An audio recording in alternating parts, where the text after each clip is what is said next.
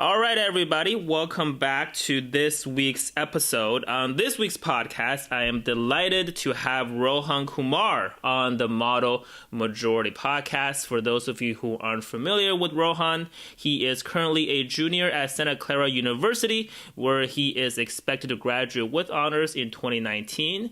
Even though he might be the youngest guest we've had on this show yet, he already has a string of really interesting political experiences, including campaign intern for Congressman Eric Swalwell. He was also a district office intern for Congressman Rohan, who was a previous guest on this show, of course.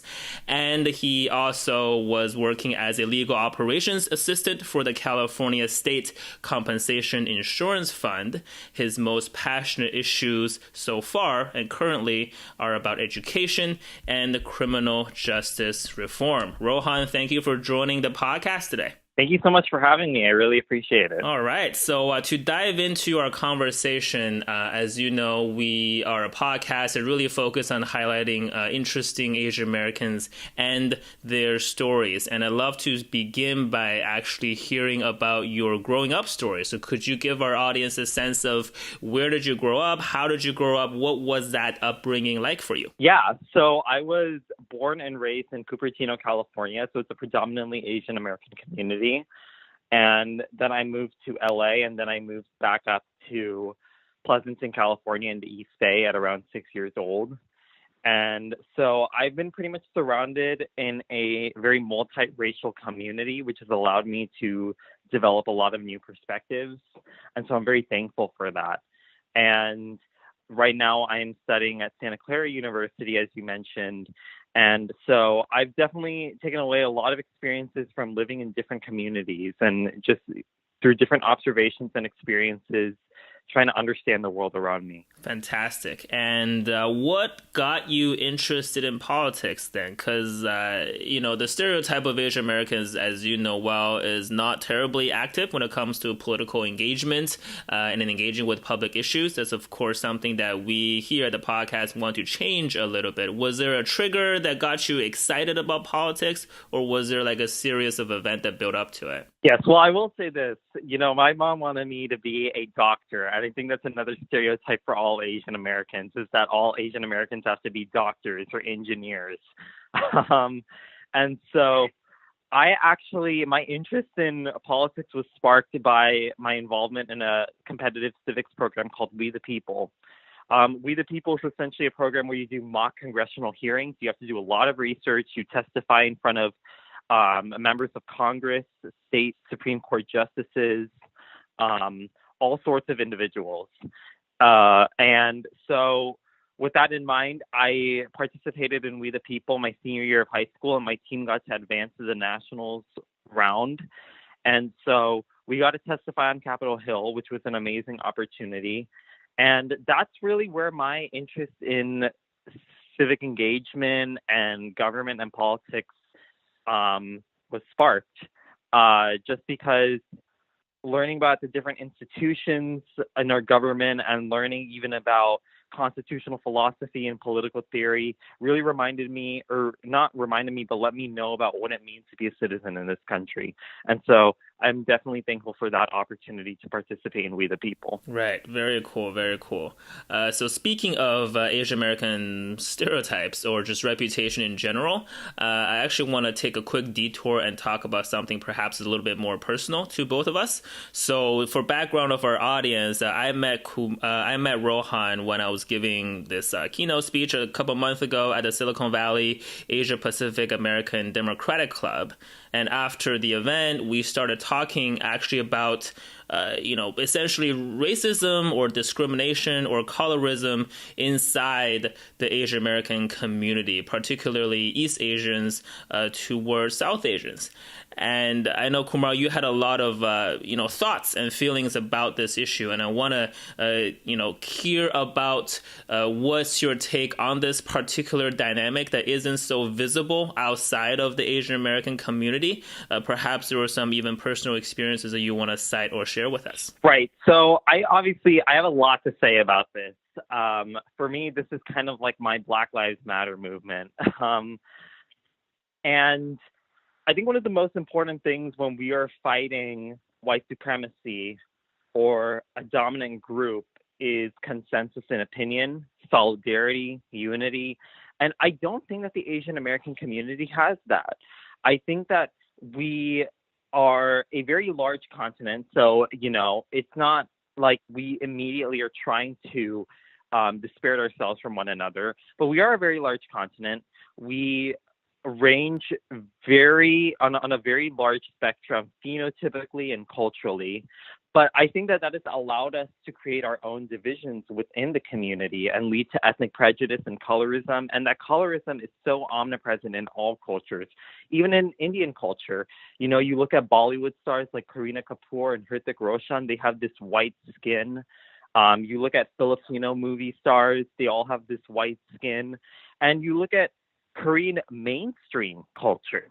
And Korean mainstream culture in general, it's founded upon this industry of bleaching your skin, getting plastic surgery to achieve this look of looking like a white man or a white woman. And I think it's really disturbing because it's like, how do we fight against white supremacy when we're essentially trying to be white? I think that's a really interesting point to bring up is that Asian culture, a lot of it is about trying to be white. Right. And that feeds into, in the American context, this model minority stereotype too, where Asian or well-to-do Asian Americans, middle class, upper middle class, move into white neighborhoods and you try to blend in, and that's, and the existing white residents kind of accept you because you're trying to be more like them, right? Exactly. In a way. And, and that kind of really shields or kind of obscures a lot of the issues that we have within our community when it comes to colorism, discrimination, but also on a more real level too about poverty, right? There are a lot of pockets of Asian Americans that don't do as well economically, and they are shunned in almost the same way that Black neighborhoods get shunned or, Hispanic neighborhoods get shunned. And was there anything that you kind of felt this personally when it comes to kind of this intra-Asian American dynamic?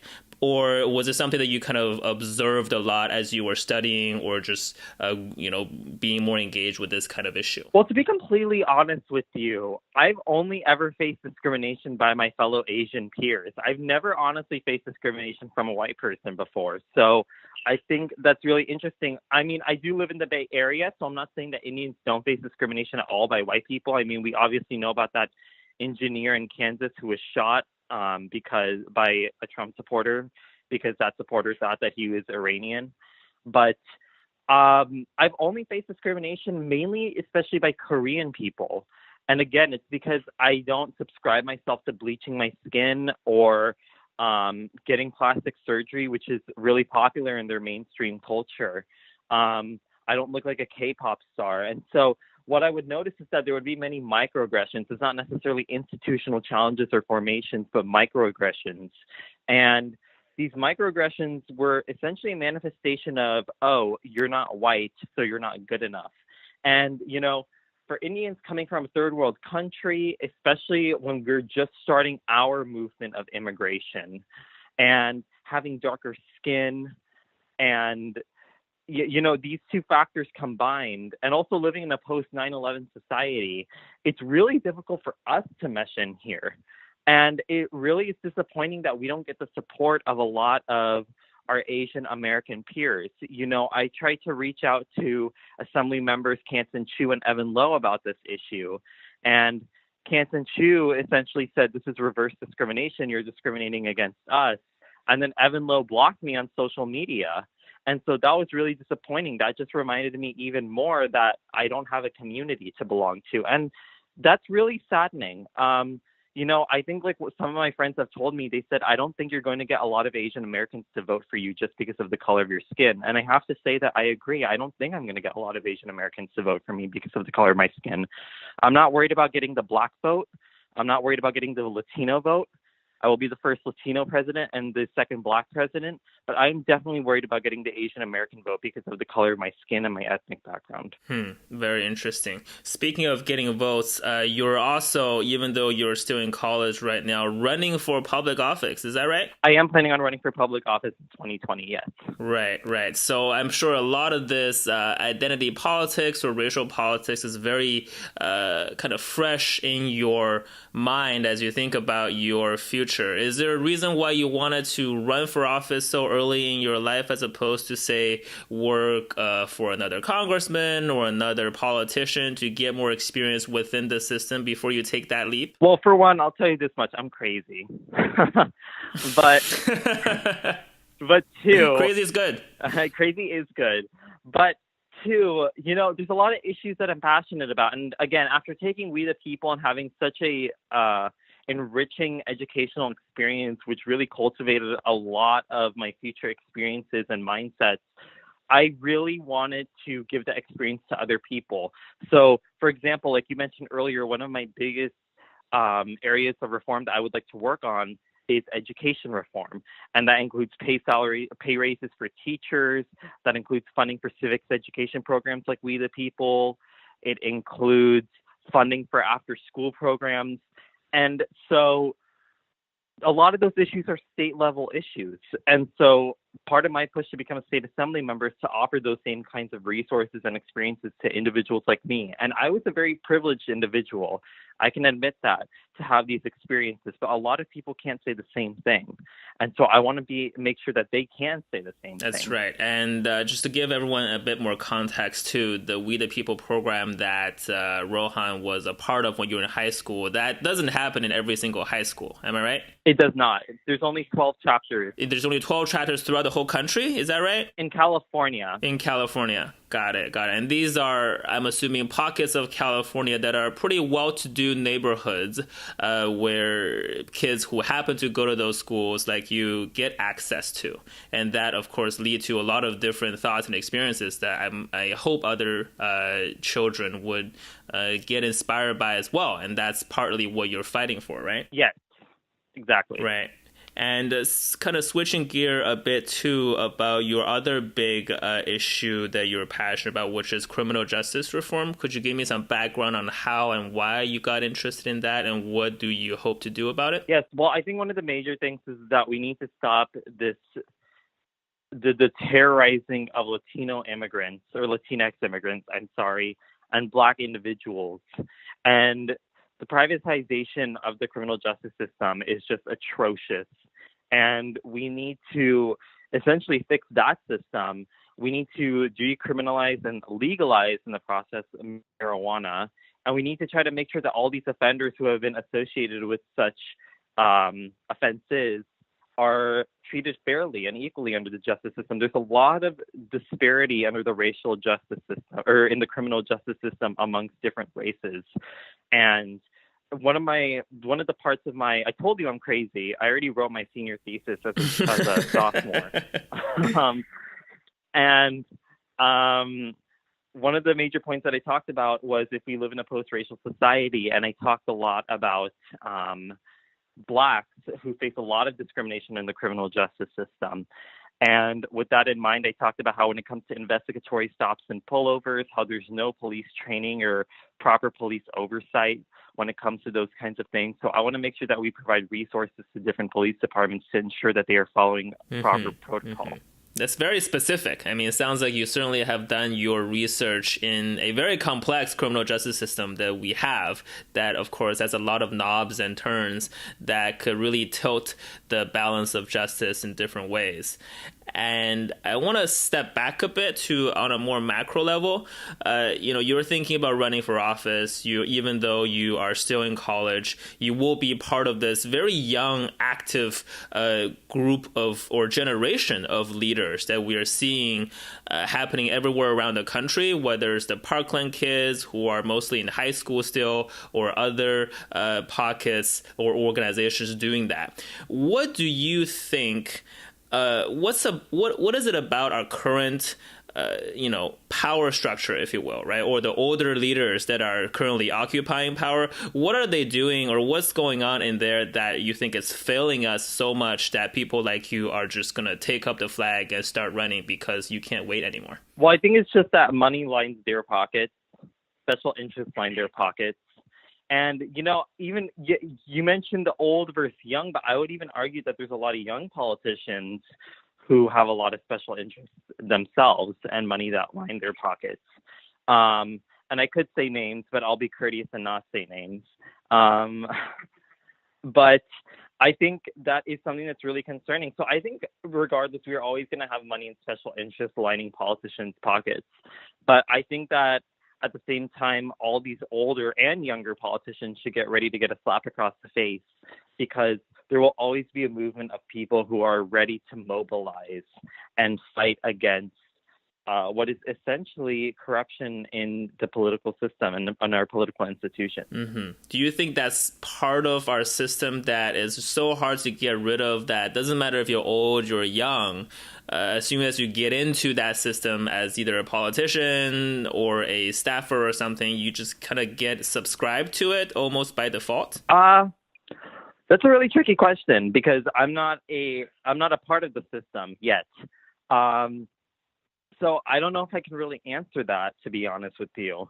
But I do think that it's really difficult when you're a part of the system to try to not subscribe yourself to a lot of the immoral aspects of it. Right. Well, maybe that's something we can follow up with you on in a few years, after you're in office. Yeah. So I wanna wrap up a bit to circle back to your current political ambition. You called it your own craziness, if you will. How is your family taking in all this thing that you are doing, which is not something that you do to become a doctor? At first my parents were very apprehensive, and they were very disappointed with me not wanting to pursue a MD. But after my involvement in We the People and after a few congressional internships here and there, I really demonstrated to them that I'm an individual who's passionate about politics, social justice, civil rights, and they saw that. They appreciated it a lot, and they saw that I was willing to work hard and push myself. They noticed my craziness, and so now running for political office, I think they've really started to see this ambitious, driven, and tenacious side of me.